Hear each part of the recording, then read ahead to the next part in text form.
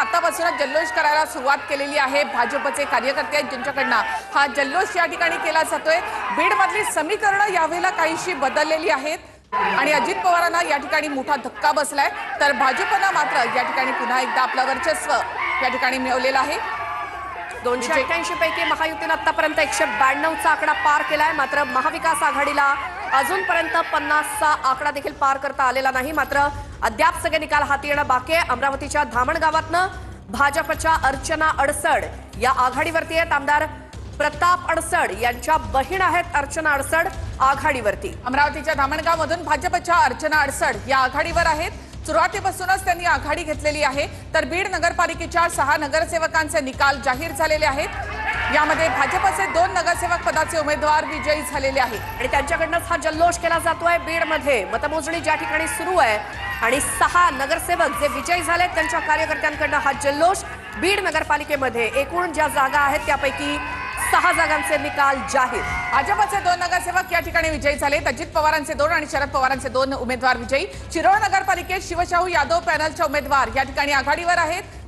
शाहू आघाडीच्या योगिता कांबळे या ठिकाणी विजयी झालेले आहेत। शिरोळमध्ये योगिता कांबळे विजयी झाले आहेत। एक निकाल शिरोळमधनं समोर येतोय।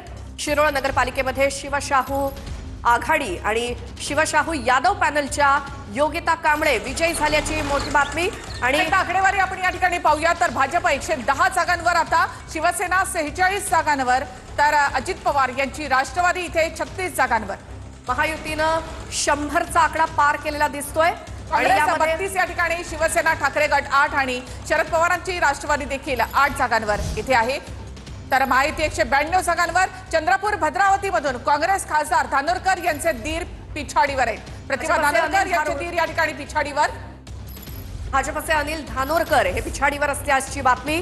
चंद्रपूरच्या भद्रावती या ठिकाणाहून काँग्रेसचे खासदार धानोरकर यांचे दीर हे पिछाडीवरती आहेत। पुन्हा एकदा आकडेवारी बघूयात। भाजप 110 जागा, शिवसेनेला आतापर्यंत 46 जागांवरती, तर राष्ट्रवादी अजित पवारांची 36 जागांवरती आघाडीवर।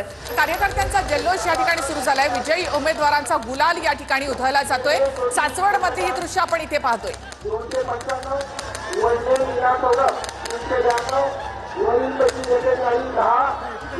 सासवडमध्ये भाजपचा जल्लोष पाहायला मिळत आहे।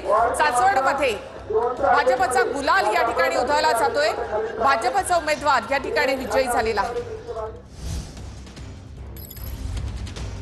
आणि अलिबागमध्ये शेकापचे अक्षय नाईक विजयी झालेत। शेकापनं आघाडी घेतली आहे। अलिबागमध्ये शेकापचे अक्षय नाईक हे विजयी झालेले आहेत। अलिबागमध्ये शेकापच्या अक्षय नाईक या विजयी झालेल्या आहेत। आपण पाहतो की अलिबागमध्ये, तर पुन्हा एकदा आकडेवारी पाहूयात। भाजप 110, शिवसेना 47, राष्ट्रवादी या ठिकाणी 35, काँग्रेस 32 आणि शिवसेना 8 आणि शरद पवारांची राष्ट्रवादी 8 सगळ्यात